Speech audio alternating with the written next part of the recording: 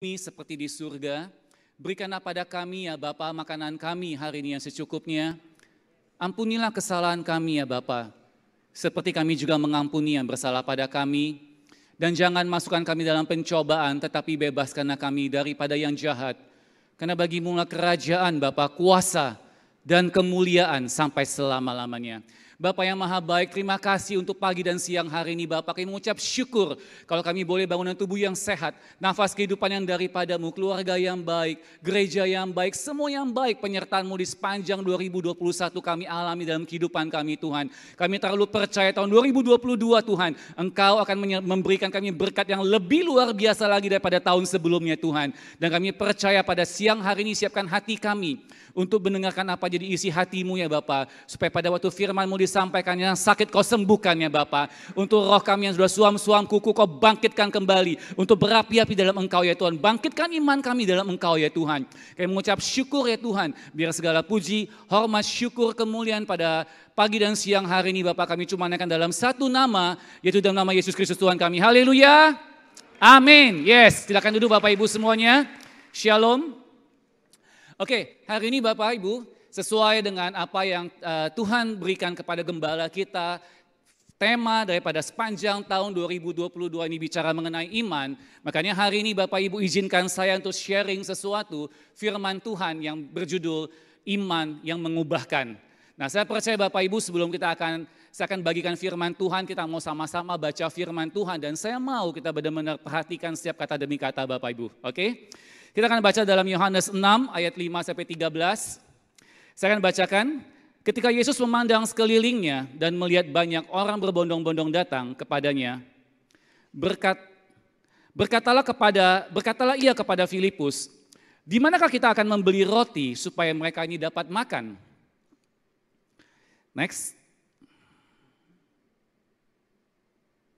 Hal itu dikatakannya untuk mencobai dia sebab ia sendiri tahu apa yang hendak dilakukannya.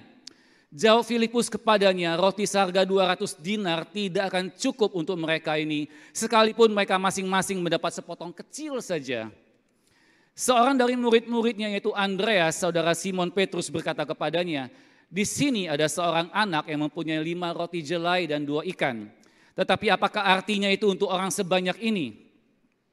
Kata Yesus, "Suruhlah orang-orang itu duduk."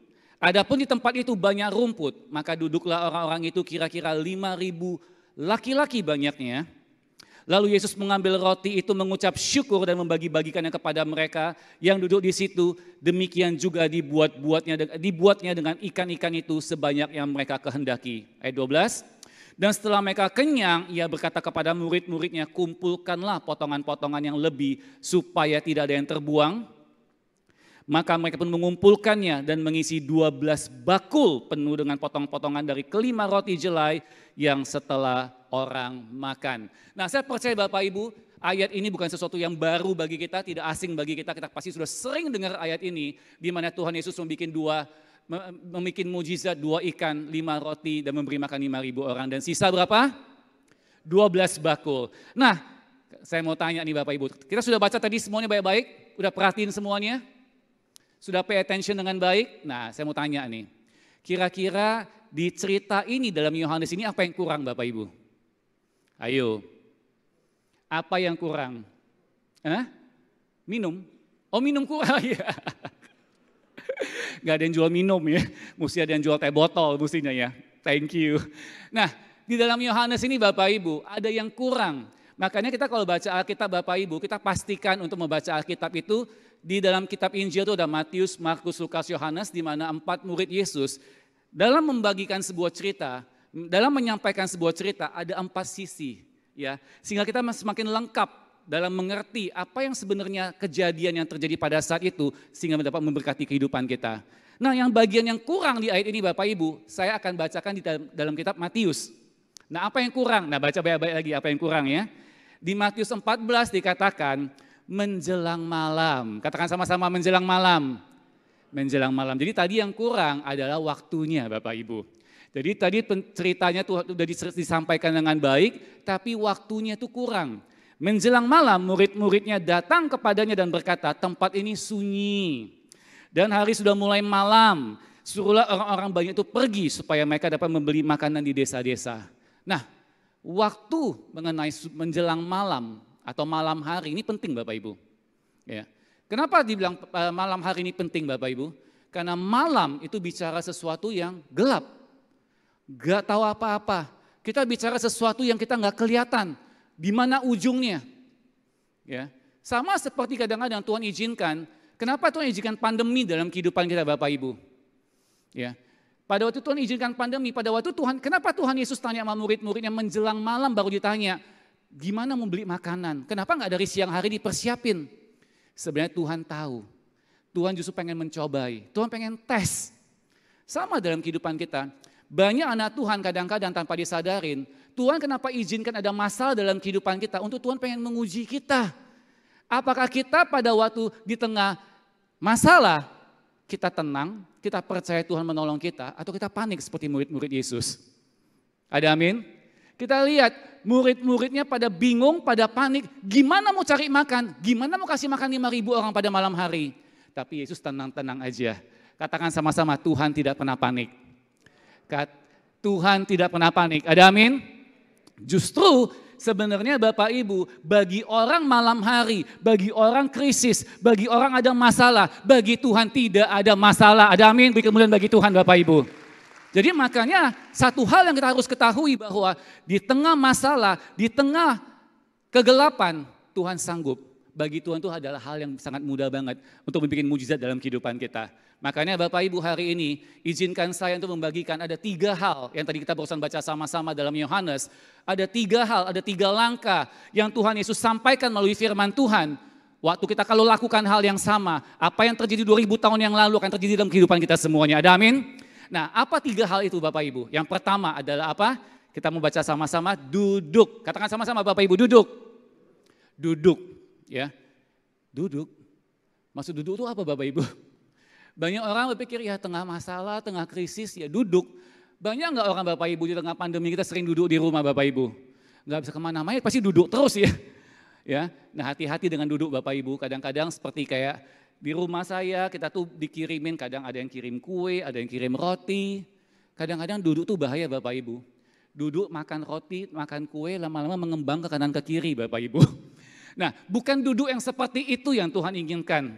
Ya, bukan duduk yang do nothing, yang stres, yang bingung, bukan seperti itu. Duduk yang seperti apa yang Tuhan inginkan dalam kehidupan kita? Apa kunci sebelum mujizat terjadi dalam kehidupan kita? Tuhan Yesus dapat duduk. Duduk itu bicara apa Bapak Ibu? Ada sebuah kisah di Alkitab dalam Lukas Bapak Ibu. Kita dapat buka sama-sama, kita dapat baca sama-sama. Dalam Lukas 10 ayat 41 sampai 42. Di mana satu hari Tuhan Yesus lagi datang bersama murid-muridnya ke rumah seorang yang bernama Maria dan Marta. Di mana pada waktu itu Marta begitu senangnya dan begitu sibuknya melayanin, bikin makanan, bikin kue, siapin minuman semuanya untuk Tuhan Yesus. Tapi Bapak Ibu dia lihat adiknya Maria enak-enak aja duduk di kaki Yesus dan mendengarkan Tuhan Yesus berbicara. Nah pada waktu Marta melihat hal tersebut, Marta kesel. Dia komplain dengan Tuhan Yesus. Dan dia bilang seperti gini, Guru, masa Maria duduk enak-enak aja, enggak bantu saya. Dan Bapak Ibu lihat apa yang Tuhan Yesus katakan. Kita baca di sini dalam Lukas 10 ayat 41, Tuhan Yesus berkata, Marta, Marta, engkau khawatir dan menyusahkan diri dengan banyak perkara. Tetapi hanya berapa Bapak Ibu? Hanya berapa? Katakan sama-sama. 1. Hanya 1 saja yang perlu. Maria telah memilih bagian yang terbaik yang tidak akan diambil daripadanya. Waktu saya tahu kebenaran firman ini Bapak Ibu, ampun. Kadang-kadang kita tuh sebagai anak Tuhan, kita tuh pikir dengan kita sibuk pelayanan, bukan berarti kita gak boleh pelayanan loh Bapak Ibu. Kita sibuk, kita melakukan banyak hal, kita panik. Tapi kita lupa dengan hal yang satu yang paling penting. Rupanya di mata Tuhan, di hadapan Tuhan Yesus, yang terpenting itu cuma satu. Yaitu apa? Duduk di kaki Tuhan. Duduk di kaki Tuhan itu apa? Dengarkan Tuhan bicara. Nah jujur Bapak Ibu, siapa kita hari-hari ini yang rajin saat teduh. Kita yang mau duduk di kaki Tuhan. Mungkin kita banyak berpikir, Maria kan dulu kan waktu duduk di kaki Tuhan Yesus kan Tuhan Yesus datang. Kalau sekarang kan Tuhan Yesus nggak ada. Jadi dari mana saya mau duduk? Gitu ya. Nah Bapak Ibu harus tahu dalam Yohanes 1 ayat 1 dikatakan apa? Pada mulanya adalah firman. Firman itu bersama-sama dengan Allah dan firman itu adalah Allah. Jadi Bapak Ibu harus tahu bahwa firman dengan Allah itu adalah sama. Jadi pada waktu kita duduk, kita lagi baca firman Tuhan Bapak Ibu, posisi kita itu sama seperti Maria yang sedang duduk di kaki Tuhan Yesus. Ada amin semuanya? Makanya Bapak Ibu hari ini yang Tuhan inginkan, kenapa Tuhan izinkan pandemi dalam kehidupan kita? Supaya Tuhan mau kita tutup duduk di kaki Tuhan. Dengarkan Tuhan. Tuhan mau bicara sama kita. Banyak anak Tuhan dalam kehidupan kita, kita sibuk dengan melakukan segala sesuatu. Kita dengar kata orang ini ada peluang yang bagus, ada kangtau yang bagus, ada apa. Kita sibuk melakukan segala sesuatu, tapi kita lupa duduk di kaki Tuhan duluan. Makanya yang Tuhan mau adalah apa? Yang pertama kali sebelum Tuhan bikin mujizat, suruh duduk dulu semuanya, duduk dulu. Setelah duduk, baru mujizat terjadi. Ada amin semuanya. Nah, mungkin sebagian daripada kita berkata, saya sering kok baca Alkitab, saya ada kok baca Alkitab saat teduh, tapi kenapa saya tetap masih ada masalah ya? Nah, ini paling penting Bapak Ibu. Duduk mendengarkan itu barusan sebagian. Ada sepotong lagi, ada sebagian lagi. Yaitu apa? Matius 7 ayat 24 mengatakan, orang yang mendengar firman Tuhan tapi tidak melakukannya dianggap seperti orang apa? Orang bodoh. Yang bangun rumah di atas apa? Pasir. Pada waktu ada masalah, banjir, hujan, badai menerpa, hancur. Jadi artinya Tuhan Yesus mau kasih tahu, orang yang cuma dengar, orang yang cuma baca tapi tidak lakukan, percuma, nggak ada gunanya. Itu sama seperti orang bodoh kata Tuhan. Makanya Bapak Ibu dalam kehidupan ini, kehidupan saya contohnya saya ngalamin 28 tahun ikut Tuhan Bapak Ibu. Rajin pelayanan, kalau umpamanya di gereja ada Senin sampai Minggu, kalau perlu saya jadi maha hadir, hari Senin ada, hari Selasa ada. Kalau gereja ini ada apapun aktivitas, kalau ada kegiatan, kalau bisa saya ikutin semuanya. Tapi yang saya tidak pernah lakukan adalah apa? Duduk di kaki Tuhan. Waktu saya, di dalam kehidupan saya, pelayanan tetap jalan, luar biasa. Tapi banyak hal dalam kehidupan saya yang firman Tuhan katakan tidak saya lakukan. Contoh yang paling sederhana apa? Saya jarang bayar perpuluhan. Walaupun Bapak rohani saya, Pastor Juan, gembala saya, udah sering nasihatin saya, Jim ingat, yes, oke Juan, siap. Tapi masuk kanan keluar kiri, hari ini on time, besok nggak on time, kadang nggak bayar. Makanya pada waktu 5 tahun yang lalu sebelum krisis terjadi, saya sudah ngalamin krisis dulu. Nah Bapak Ibu ingat, sebelum kita dalam hidup ini, sebelum krisis kalau kita tidak ikutin firman Tuhan, sebelum krisis kita udah ngalamin krisis. Nah pada waktu saya ngalamin krisis Bapak Ibu 5 tahun yang lalu, apa yang saya bangun habis semuanya, di situ saya mulai back to Bible, saya duduk. Dan waktu saya baca firman Tuhan saya tahu, saya sudah tahu. Hari ini nggak perlu lagi siapa yang ngomongin saya. Gembala saya tidak perlu ngomong, Pastor Juan tidak perlu ngomong, ketua sel saya tidak perlu ngomong. Saya sudah tahu apa yang saya salah. Makanya Bapak Ibu waktu kita duduk di kaki Tuhan, bukan cuma sekedar baca, tapi introspeksi. Katakan sama-sama Bapak Ibu, introspeksi. Introspeksi artinya apa? Di area mana yang kita tidak lakukan, cepat-cepat kita bereskan Bapak Ibu.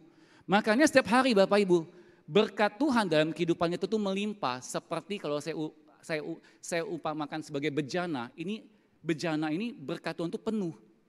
Tapi bagaimana berkat Tuhan dapat ada dalam kehidupan kita kalau bejana ini banyak lubangnya? Kita tidak taat melakukan firman Tuhan, makanya semua berkat Tuhan itu habis semuanya. Makanya pada waktu 5 tahun yang lalu, saya waktu duduk di kaki Tuhan dan saya dengar, yes, ini nih yang saya nggak lakukan, cepat-cepat saya tambal. Jadi setiap lubang ini Bapak Ibu, waktu kita baca firman Tuhan di area mana kita nggak taat, waktu kita taat, kita lagi menyumpal lubang ini. Akhirnya apa yang terjadi? Tidak perlu lama-lama. Apa yang hilang 28 tahun dalam waktu 2 tahun Tuhan kembalikan lagi. Beri kemuliaan bagi Tuhan Bapak Ibu semuanya. Amin. Nah, jadi pada waktu kita duduk, bukan bicara duduk baca Alkitab, kita cuman baca doang macam kayak absen Bapak Ibu. Tapi kita mau introspeksi di area mana dalam kehidupan kita. Ada sebuah kesaksian Bapak Ibu yang sangat luar biasa banget yang saya kemarin waktu awal tahun kita ada gathering dengan beberapa leader. Nah sebuah keluarga, seorang leader di dalam gereja kita yang di bawah saya, di bawah kepemimpinan saya. Dan mereka cerita bagaimana dalam 2 tahun ini selama pandemi, bagaimana Tuhan memproses hidup mereka dengan luar biasa banget. Dan bagaimana mereka dari orang yang top achiever dalam bisnisnya, dalam pekerjaannya, bagaimana Tuhan izinkan sampai kehilangan semuanya, sampai harus keluar dari rumah, sampai harus tinggal di kantor yang satu bilik, di mana itu nggak ada sekatan lagi Bapak Ibu. Bayangin seorang yang dari sukses, seorang top leader, sampai harus tinggal ngemper bersama anak-anaknya semua. Di titik yang paling rendah dalam kehidupannya, dia bertanya, Tuhan, why? Kenapa Tuhan izinkan dalam kehidupan ini? Kan saya sudah melayani Tuhan, saya sudah mimpin sel Tuhan. Kenapa Tuhan izinkan hal tersebut dalam kehidupan saya? Tanpa disadarin Bapak Ibu, istrinya ini tidak tahu bahwa dulu memang dia seorang top leader dan suaminya dulu tidak sehebat dia. Sehingga dia merasa apa? Dia merasa sedikit superior, dia merasa lebih hebat daripada suaminya. Dan pada waktu dia merasa lebih hebat daripada suaminya, jujur, respect dan tidak ada penundukan diri dalam kehidupannya. Memang awalnya sebelum terjadi pandemi semuanya fine, tapi Tuhan izinkan yang namanya masalah untuk membentuk karakternya dia. Sehingga pada waktu habis semuanya, di mana dia udah gak bisa apa-apa lagi, semua ilmu, pengetahuan yang di kepalanya dia pakai semua, tidak dapat satupun yang bekerja. Dan apa? Dia cuma bisa duduk di rumah. Yang luar biasa Bapak Ibu, suaminya ini adalah seorang yang dulunya bukan anak Tuhan, tapi barusan beberapa tahun ini jadi anak Tuhan. Tapi suaminya ini selalu aktif, selalu rajin, duduk di kaki Tuhan, saat teduh, dan selalu mesbah. Jadi dulu awalnya dia selalu ajak istrinya, gak usah lah saya sibuk, banyak kerjaan, banyak meeting, mesti ketemu klien. Tapi Tuhan izinkan, sampai gak ada klien lagi mesti diketemuin. Di titik terendah dalam kehidupannya, cuma duduk di rumah, dia akhirnya mulai apa? Dia mulai dengerin suaminya. Dia mulai mau taat sama suaminya. Dia mulai respect sama suaminya. 1 tahun setengah gak ada order Bapak Ibu. Waktu dia mulai respect, waktu dia bertobat. Dalam setengah tahun ini Bapak Ibu, berkatnya berlimpah-limpah sampai dikejar berkat Bapak Ibu. Beri kemuliaan bagi Tuhan Bapak Ibu. Jadi Bapak Ibu, duduk itu bukan bicara cuma duduk baca Alkitab. Mungkin dalam kehidupan kita sudah tahu banyak hal. Sudah banyak hal yang kita tahu nih, kita ini udah melenceng Bapak Ibu. Kita sudah tahu. Tapi mungkin kita merasa selama it's fine aja. Tapi Tuhan tidak izinkan hal itu Bapak Ibu. Tuhan mau supaya di saat-saat seperti ini, Tuhan mau kita tuh duduk. Kenapa Tuhan pengen bicara? Tuhan tidak mungkin memberkati orang yang hidupnya tidak berkenan di hadapan Tuhan, ada amin. Mungkin gak Tuhan memberkati saya, memberkati Jimmy yang gak bayar perpuluhan? Mungkin gak? Apa jadi kesaksian bagi kemuliaan bagi Tuhan? Enggak mungkin. Mungkin enggak Tuhan memberkati seorang yang melawan suaminya? Enggak mungkin Bapak Ibu. Yang Tuhan mau hidup itu berkenan sesuai dengan firman Tuhan untuk jadi kemuliaan bagi Tuhan. Ada amin semuanya. Makanya Bapak Ibu yang pertama kuncinya hari ini, Tuhan tidak pernah ada namanya krisis. Tuhan tidak pernah panik. Tidak ada namanya krisis dalam Tuhan. Di tengah malam orang pada bingung, Tuhan gampang bikin mujizat. Di masalah yang sama, di pandemi yang sama, 1 tahun setengah gak ada order. Tapi dalam waktu setengah tahun kalau Tuhan mau buka berkat, itu begitu gampang dalam kehidupan kita. Makanya nomor 1 Bapak Ibu adalah apa? Bukan dudung ya. Dudung itu sup kambing. Duduk Bapak Ibu, ada amin semuanya? Yang kedua Bapak Ibu, mengucap syukur. Mengucap syukur, jadi setelah Tuhan Yesus menyuruh mereka duduk Bapak Ibu, yang kedua Tuhan Yesus mengambil, kita baca ayatnya sama-sama Bapak Ibu, kita keluar. Lalu Yesus mengambil roti itu, mengucap syukur dan membagi-bagikannya. Kunci yang kedua untuk kita mengalami mujizat Tuhan, untuk mempunyai iman yang mengubahkan dari masalah menjadi berkat adalah mengucap syukur Bapak Ibu. Kita lihat Bapak Ibu kata-kata ini bahwa Yesus mengambil 2 ikan dan 5 roti itu dan mengucap syukur. Kalau kita baca baik-baik dan kita renungkan ayat ini Bapak Ibu, bisa gak Tuhan Yesus bilang gini, Andreas, Filipus gak salah kamu. 5.000 orang kamu cuma kasih saya 2 ikan dan 5 roti, mana cukup? Bisa gak Bapak Ibu? Bisa kan? Tapi Tuhan Yesus apa yang Tuhan Yesus lakukan? Mengambilnya dan mengucap syukur. Berapa sering dalam kehidupan kita, pada waktu kita mungkin menerima uang makan uang bulanan dari suami kita. Kita mungkin bilang apa? Mana cukup. Kadang kita melihat dalam kehidupan kita ini, kita sering komplain. Mana cukup? Gimana bisa? Kita mau bisnis, mana cukup modalnya? Kadang-kadang kita selalu melihat apa yang di tangan kita tuh gak ada artinya Bapak Ibu. Sama dalam bisnis juga. Bisnis saya ini gak ada apa-apanya. Saya tuh kalau maunya tuh bisnisnya mungkin kalau pertambangan baru bisa kaya. Kalau gini bisnisnya untuk apa? Tanpa disadarin kita suka anggap remeh dengan apa yang di tangan kita Bapak Ibu. Hari ini yang Tuhan Yesus mau katakan adalah apa? Mengucap syukur walaupun cuma 2 roti dan 2 ikan dan 5 roti di tangan kita. Tapi waktu kita mengucap syukur, itu dapat memberi makan 5.000 orang dan sisa 12 bakul Bapak Ibu. Jadi kunci yang pertama selalu mengucap syukur dengan apa yang ada pada kita. Sama dalam kehidupan saya, dalam bisnis saya juga.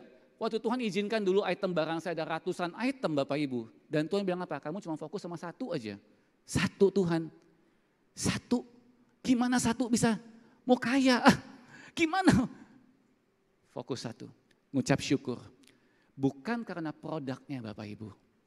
Tapi karena kita punya Tuhan yang luar biasa. Ada amin semuanya. Beri kemuliaan bagi Tuhan Bapak Ibu semuanya. Kadang-kadang jangan lihat produknya. Karena di tangan Tuhan apapun juga kalau Tuhan mau berkati Bapak Ibu. Itu akan luar biasa. Makanya kita harus milikilah namanya itu mengucap syukur dalam kehidupan kita. Nah, mengucap syukur itu Bapak Ibu bukan cuma namanya mengucap syukur waktu kita dapat berkat.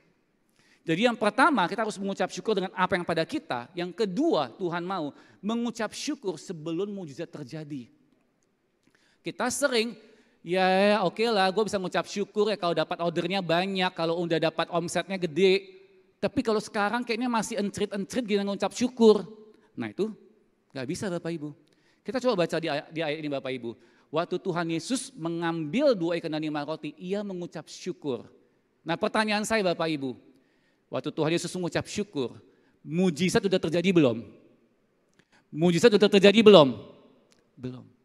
Jadi yang namanya mengucap syukur itu Bapak Ibu, bukan setelah kita dapat order, bukan setelah kita dapat tender, tapi mengucap syukur sebelum mujizat terjadi. Ada amin?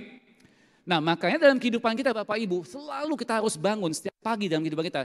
Sebelum mata kita dibuka, kita selalu mengucap syukur sama Tuhan. Bapak terima kasih untuk hari yang indah ini. Kami ucap syukur Tuhan untuk Engkau Bapak yang baik, Engkau sangat baik, Engkau teramat baik.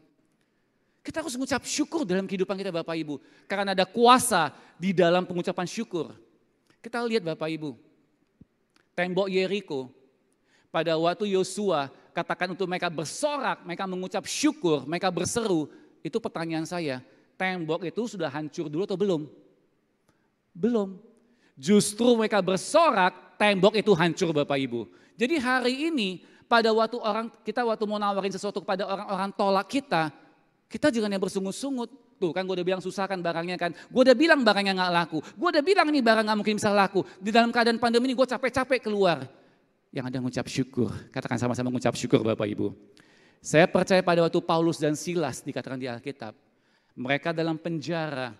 Mereka besok mungkin mau dibunuh mati. Mereka gak tahu masa depan mereka. Hari esok pun gak tahu. Di tengah keadaan yang paling sulit dalam kehidupan mereka. Paulus dan Silas mengucap syukur. Mereka memuji Tuhan Bapak Ibu dan Alkitab berkata terjadi gempa bumi yang begitu luar biasa sehingga pintu-pintu terbuka dan mereka diselamatkan. Beri kemuliaan bagi Tuhan Bapak Ibu. Jadi Bapak Ibu hari ini milikilah mengucap syukur dalam kehidupan kita. Karena kita tahu waktu kita mengucap syukur apa yang belum terjadi dalam kehidupan kita seperti menarik kuasa Tuhan turun. Yang tadinya mereka masih dalam penjara, yang namanya penjara Bapak Ibu gak jelas. Depan mentok, kanan mentok, belakang mentok, sini mentok, itu namanya penjara. Sering kita mengalami penjara dalam kehidupan kita Bapak Ibu. Semua udah kita coba, mentok semuanya.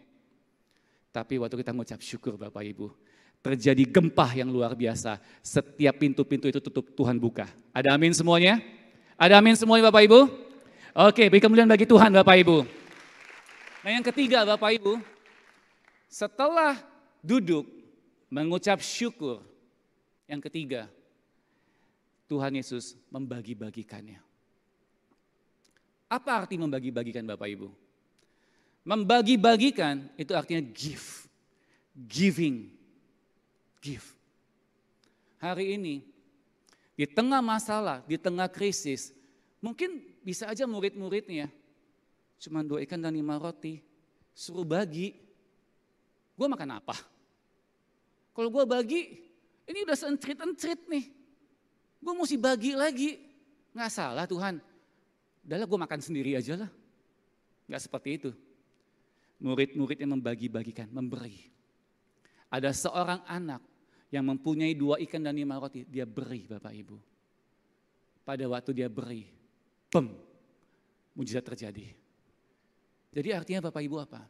Di tengah masalah, it's time to giving. Di tengah krisis, it's time to giving. Ada amin Bapak Ibu? Di tengah krisis, it's time to giving. Masa? Nah udah tinggal dikit, udah gak ada orderan dikasih, habislah. Ini pengajaran sesat jangan-jangan. Ayo kita baca ayatnya sama-sama Bapak Ibu. Dalam Kejadian 1 Bapak Ibu, Kejadian 26 ayat 1. Maka timbullah kelaparan di negeri itu. Ini bukan kelaparan yang pertama, jadi dari dulu Bapak Ibu yang namanya krisis, yang namanya kelaparan, yang namanya masalah itu dari zaman dulu, dari kejadian udah ada Bapak Ibu. Jadi jangan kita bilang, wah ini tahun 2021, 2022 ini krisisnya terlalu berat ini, enggak. Dari zaman dulu sudah ada, jadi tenang ya. Yang namanya krisis itu dari zaman dulu sudah ada. Tapi responnya, krisis dari dulu udah krisis. Tapi sikap dan tindakan itu yang menentukan hasil bedanya. Maka timbullah kelaparan di negeri itu, ini bukan kelaparan yang pertama yang telah terjadi dalam zaman Abraham. Sebab itu Ishak pergi ke Gerar kepada Abimelek, raja orang Filistin. Ini ceritanya panjang, tapi Bapak Ibu harus baca di ayat 12 nih ya. Di tengah krisis, di tengah kelaparan, apa yang Ishak lakukan Bapak Ibu? Maka menaburlah Ishak di tanah itu, dan dalam tahun itu juga ia mendapat hasil berapa? 100 kali lipat sebab ia diberkati Tuhan. Beri kemuliaan bagi Tuhan Bapak Ibu semuanya. Jadi bayangin Bapak Ibu di tengah krisis, di tengah kelaparan, Ishak bukannya berhemat, Ishak bukannya tambah medit, yang Ishak lakukan apa? Menabur, dan Alkitab mengatakan dia diberkatin Tuhan. Dia apa? Menuai 100 kali lipat karena ia sangat diberkatin Tuhan. Ada sebuah kesaksian yang saya sangat diberkati oleh istri saya sendiri Bapak Ibu. Di mana 2 tahun yang lalu biasa kalau dia ulang tahun saya suka kasih hadiah berupa barang. Tapi 2 tahun yang lalu sebelum terjadi pandemi, saya pikir waktu itu untuk memberikan kepada dia itu mungkin ya udahlah bagusan kasih uang tunai kepada dia. Ya mungkin dia bisa pegang, dia bisa mau beli apa, terserah dia. Nah pada waktu saya kasih uang itu kepada istri saya Bapak Ibu, apa yang terjadi tahu nggak? Bulet-bulet itu uang, besoknya dia transfer Bapak Ibu ke temennya yang membuka yayasan bangun sekolah di Labuan Bajo. Saya bilang, wah Labuan Bajo bangun sekolah. Saya bilang, terus masalahnya Bapak Ibu yang dikasih itu semuanya, bukan setengah, bukan sedikit. Saya bilang, kok dikasih semua? Kan kamu gak gitu kenal sama orangnya. Ya kasihan dia bilang, ya udah pokoknya itu sekolahnya supaya bisa kebangun, anak-anak dapat sekolah. Nanti kita ke situ kalau udah jadi, mungkin kamu bisa sharing mengenai Tuhan supaya orang di situ bisa terima Tuhan. Saya bilang, aduh saya bilang kan, tuh kan gue udah kasih semua, kamu kasih semua. Nanti kalau habis, nanti kamu minta duit sama saya lagi. Saya bilang gitu kan. Ini mah saya bilang, aduh saya bilang kan, gak usah, aduh tapi udahlah uang udah dikasih semua mau gimana lagi Bapak Ibu. Gak usah tarik lagi, gak mungkin telepon dong balikin lagi setengah, gak mungkin gitu kan. Dan akhirnya apa Bapak Ibu, gak lama kemudian terjadilah namanya pandemi. Nah waktu pandemi, yang luar biasa lagi sebelumnya itu aja usaha restoran yang istri saya jalankannya itu ya so-so, gak dibilang rame banget. Nah di tengah pandemi Bapak Ibu waktu mulai masuk pandemi, istri saya tuh keluar ide baru lagi. Semua gojek online dibayar, dia pesan dia kasih makan semua. Saya bilang, hah dikasih makan semuanya? Nanti gimana bayarnya? Ya udah yang penting orang nggak dapat makan sekarang kasih dulu. Wah saya pikir memang ya udahlah kasih aja semuanya, tinggal tutup restorannya habis itu kan memang kan lagi sepi gitu kan. Ya udahlah mau jualan apa lagi tutup aja, kasihlah semua gitu kan. Tapi yang luar biasa Bapak Ibu saya lihat apa yang dia berikan tidak pulang sia-sia. Satu persatu tuh Tuhan bukakan ide sama dia, bikin tumpeng ada isi lobster lah, inilah itulah. sampai di tengah pandemi ini dia kebanjiran order yang luar biasa Bapak Ibu. Beri kemuliaan bagi Tuhan dulu Bapak Ibu. Dan waktu saya tahu seperti itu, wah saya juga gak mau kalah Bapak Ibu. Oh gitu ya, oh saya juga memberi Bapak Ibu. Saya akhirnya termotivasi juga, saya mulai bantu. Setiap orang yang saya ketemu, ada gereja-gereja kecil, mereka pada waktu pandemi mereka gak ada penghasilan karena gerejanya tutup. Satu persatu tuh ada yang pendeta kena COVID, ada yang gak ada masker, gak ada vitamin, jemaatnya juga bermasalah. Saya mulai, karena saya tahu. Waktu saya baca firman Tuhan ini, di tengah krisis, Ishak menabur. Dan saya bilang apa? Di tengah pandemi ini, pokoknya saya bantu sebanyak mungkin orang Bapak Ibu. Nah ini ada beberapa cuplikan yang saya mau kasih lihat Bapak Ibu. Ini bukan cuma dari saya, dari teman-teman leader yang semua juga sehati. Mereka menabur di tengah pandemi dan begitu luar biasa berkat Tuhan mereka alamin Bapak Ibu. Ini ada sebuah cuplikan yang kita bisa lihat sama-sama Bapak Ibu. Halo, selamat pagi. Saya Gembala Sidang Jemaat di GBI Cengklong tempat ini.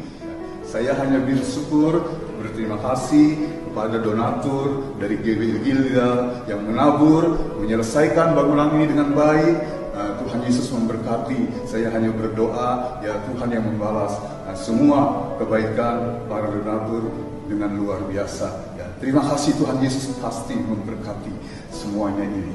Amin.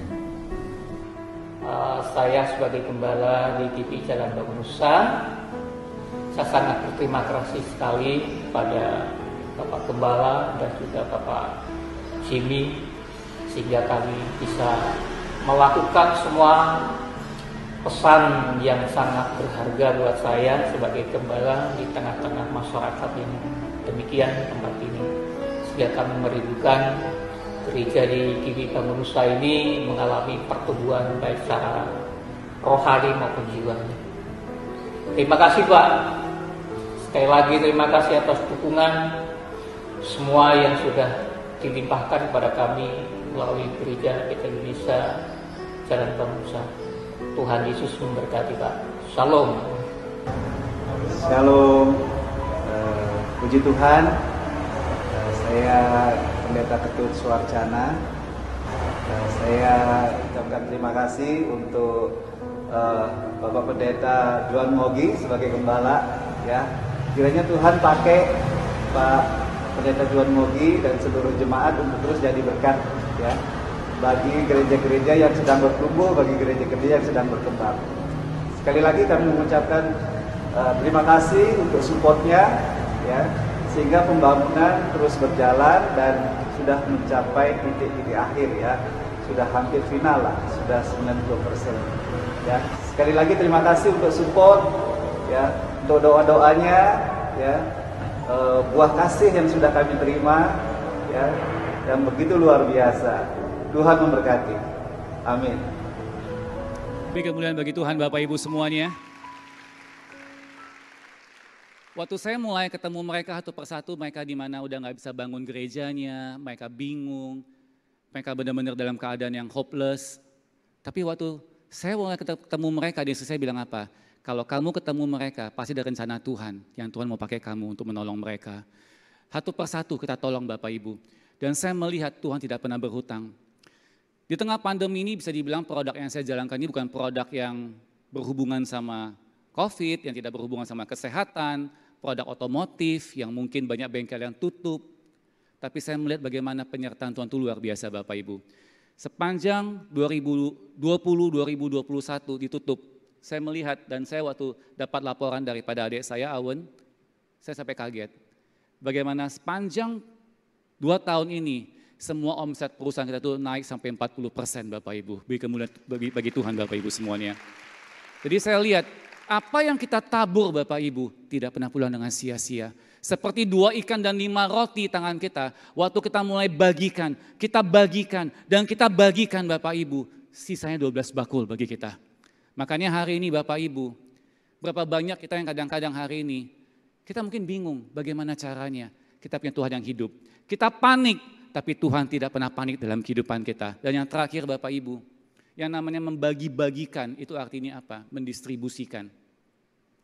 Pada waktu Tuhan suruh murid-muridnya untuk membagikan roti-roti itu Bapak Ibu, harus dibagikan kepada 5.000 orang itu pria, belum termasuk wanita dan anak-anak. Artinya apa? yang Tuhan mau lakukan bagi kita, yang terakhir setelah kita duduk, kita dengar Tuhan, kita mengucap syukur, kita jadi saluran berkat, yang terakhir Tuhan mau kita apa? Kerja, lakukan. Berapa banyak kadang-kadang kita pada waktu di tengah masalah ini, dalam keadaan seperti ini, kita mau lakukan sesuatu itu pada takut semuanya. Kalau gue lakukan seperti ini, kalau gue nanti main di online, gue iklan, nanti balik gak uangnya ya? Sering kita kadang-kadang Bapak Ibu, ketakutan kita tuh lebih besar daripada iman kita Bapak Ibu. Hari-hari ini saya melihat di tengah pandemi ini hampir semua dealer-dealer saya juga walaupun mereka tidak kena COVID, tapi pikirannya kena COVID Bapak Ibu. Artinya apa? Udah takut duluan, udah pesimis duluan. Sehingga pada waktu kalau kita pesimis dalam kehidupan kita sulit melakukan apapun juga. Yang kita lihat itu adalah masalahnya. Kalau gue spend duit seperti ini, balik gak ya?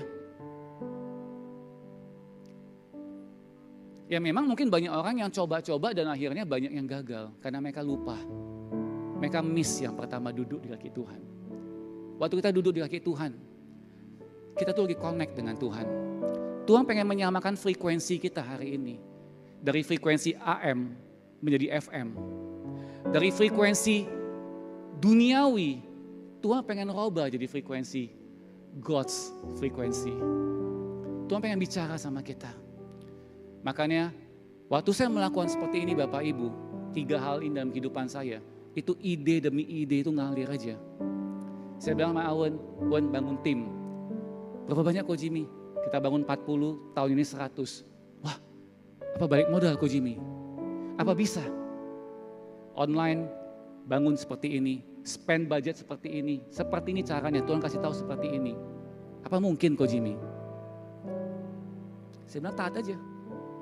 Apa yang Tuhan bicara? Karena duduk Tuhan bicara. Dan saya lakukan Bapak Ibu. Makanya hari ini saya mau sampaikan kepada Bapak Ibu bahwa Tuhan itu Tuhan yang hidup. Ada amin. Tuhan tidak pernah panik. Ada amin semua Bapak Ibu semuanya. Tuhan tidak pernah panik. Apapun masalah yang kita hadapin saat ini. 1, duduk. Jangan panik, jangan bingung, duduk. Dengarkan Tuhan. Di area mana yang kita perlu bertobat, kita rubah. Di bagian mana yang kita masih belum melakukan kehendak Tuhan, kita pasti tahu Bapak Ibu. Enggak perlu ada yang kasih tahu kita sendiri sudah tahu di area mana. Lakukan itu Bapak Ibu. Mengucap syukur sama Tuhan. Kebaikan Tuhan itu luar biasa dalam kehidupan kita. Dan yang terakhir, bagi jadi saluran berkat. Apa yang tangan kita terus kita bagiin. Dan Tuhan tidak pernah berhutang dalam kehidupan kita. Ada amin semua Bapak Ibu semuanya. Kita mau naikin pujian ini semuanya sama-sama. Ku percaya Kau Tuhan yang tak pernah gagal menjadikan ku lebih daripada. Ku percaya Kau Tuhan yang tak pernah lalai menepati janji-janji-Mu.